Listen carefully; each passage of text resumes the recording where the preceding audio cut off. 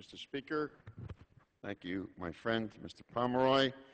I stand before you to support 4151. Some of my colleagues on the other side of the aisle want you to believe, and we've heard this before, that everybody is going to pay an estate tax. I mean, if you listen to the rhetoric, I'm glad we're looking at the world. I'm glad we're looking at the world, and we'll find out on the health issue that we're now 40th in terms of infant mortality. But let's look at the world. You are incorrect. And it is very unfair when you claim that this is a tax for all Americans. It is not. In all family businesses, it is not. In fact, it is American to responsibility. The Citizens for Tax Justice just recently made this very clear, December the 2nd.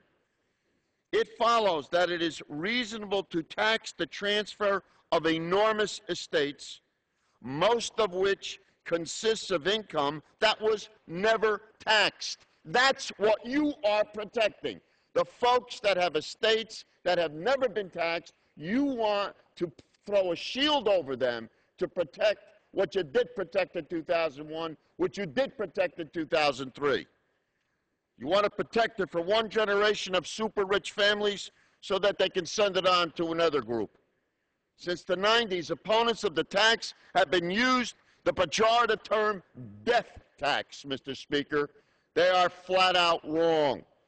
The estate tax affects only estates of significant size. Presently, right now, over 3.5 million of individuals and 7 million for couples. The fact is that the estate tax is the most progressive tax in our federal tax system. What you're suggesting is very regressive. Only the top 0.02%. Time's expired. A minute or 30? I yield the gentleman an additional 30 seconds. Thank you. Recognize for additional 30 seconds. If we do nothing, then 44,400 estates that are not currently subject to the estate tax will become targets. The point I want to make now is that many estates have paid no taxes. That's not shared responsibility. Our bill, only the top 7,600 estates in the country will be subject to the estate tax in 2011. The truth of the matter is that I don't know any working-class American families that own estates worth over $7 million. It is insidious to infer anything different. Thank you, Mr. Speaker. Gentlemen, Yielding myself 15